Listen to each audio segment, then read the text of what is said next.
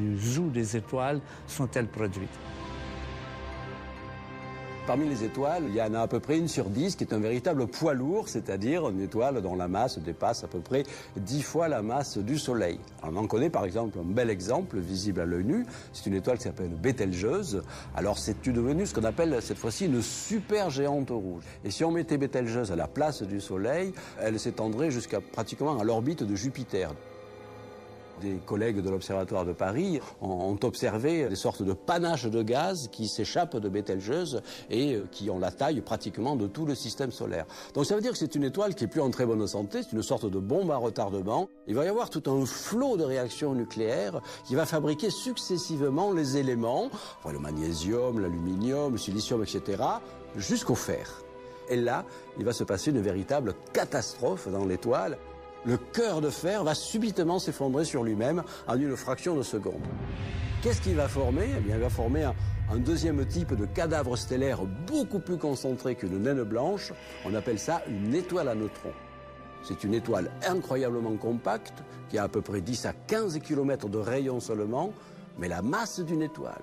C'est donc à peu près la masse d'une montagne rassemblée dans un dé à coudre. Alors imaginez, ça veut dire que cette fois-ci, un dé à coudre d'une étoile à neutrons pèserait entre 100 millions et 1 milliard de tonnes. Les étoiles à neutrons sont si petites qu'il est impossible de les photographier directement. Mais elles trahissent leur présence en émettant des pulsations très régulières qui ont attiré l'attention des astronomes. Parce qu'une étoile à neutrons tourne très rapidement sur elle-même. Au-dessus des pôles magnétiques, il y a des phénomènes particuliers d'émission de rayonnement sous la forme de 2 faisceaux, un petit peu comme les faisceaux d'un phare. Et comme l'étoile tourne, on détecte un signal radio, une sorte d'impulsion qui signale en fait le passage du faisceau. Et donc on a une sorte de véritable toupie magnétique qui tourne dans l'espace. Alors sur ce noyau extrêmement dur, cette étoile à neutrons formée au centre de l'étoile, les couches de gaz s'effondrent et rebondissent.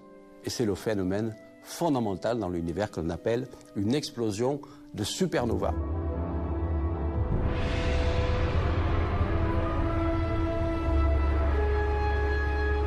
L'enveloppe gazeuse de l'étoile va être projetée dans l'espace, déchiquetée par une gigantesque explosion cosmique qui va libérer une énergie phénoménale. Autant d'énergie que le Soleil pendant 10 milliards d'années.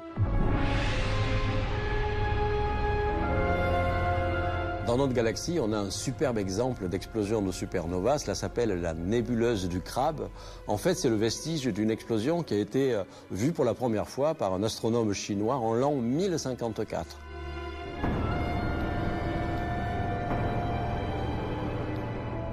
1000 ans plus tard, qu'est-ce qu'on observe au télescope dans cette région-là? Eh bien, on observe une étoile absolument déchiquetée, où l'enveloppe de l'étoile, déchirée par la violence de l'explosion de la supernova, forme des filaments de gaz qui se dilatent encore dans l'espace à des vitesses de plusieurs dizaines de milliers de kilomètres par seconde. Et ce sont ces éléments qui vont aller féconder les futures générations d'étoiles.